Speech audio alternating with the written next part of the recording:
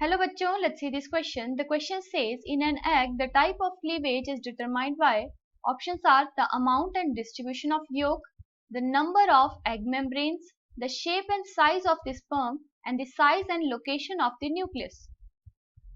So the key concept here is cleavage. Cleavage होती है rapid mitotic divisions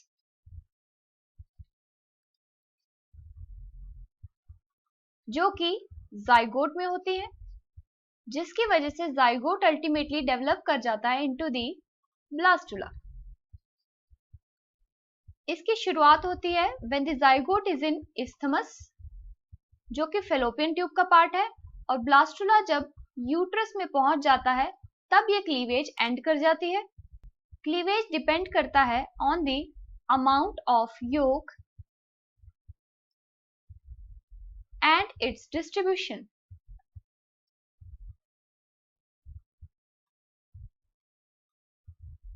और इसके बेसिस पे क्लीवेज को डिवाइड किया जाता है इनटू टू कैटेगरीज, यानी holoblastic cleavage and the meroblastic cleavage. Holoblastic cleavage ऐसे एग्स में होता है जहां पे योग यूनिफॉर्मली डिवाइडेड होता है, यानी यहाँ पे एंटायर जाइगोट या फर्टिलाइज्ड एग बोल सकते हैं, ये डिवाइड करेगा इनटू दी ब्लास्टोमेर्स। मीरोब्लास्टिक क्लीवेज ऐसे एग्स में होता है जहां पे योक अनइवनली डिस्ट्रीब्यूटेड होता है, जिसकी वजह से only the small part of zygote और fertilised egg is undergoing cleavage. जैसे कि अगर होलोब्लास्टिक क्लीवेज करवानी हो तो यहाँ पे योक इवनली डिस्ट्रीब्यूटेड होता है, इसीलिए सारे का सारा जाइगोट जो है वो डिवाइड हो जाता है इनटू ब्लास्टोमेर्स। दूसरी तरफ अगर मीरोब्लास्टिक की बात करें तो मान लीजिए ये वेजिटल पोल है और यहाँ पे लोकेटेड है सारे का सारा योक। तो अब ये वाला पार्ट बचा है, इसे कहते हैं एनिमल पोल। अब जिस पार्ट में योक होता है वो वाला पार्ट लेस या नो क्लीवेज शो करता है। अब ये जाइगोट का जो बाकी पार्ट बचेगा सिर्फ वही अंडरगो करेगा cleavage.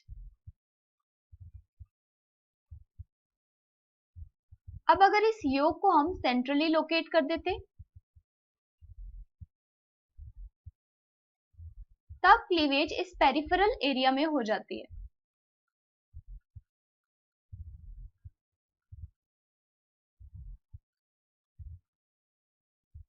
So now let's see our question.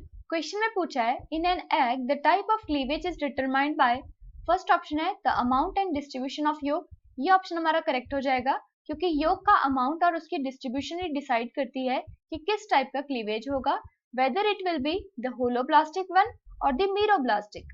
Second है the number of egg membranes, तो ये ऑप्शन इनकरेक्ट हो जाएगा क्योंकि एग मेम्ब्रेन्स डिसाइड नहीं करती हैं कि क्लीवेज किस टाइप का होगा।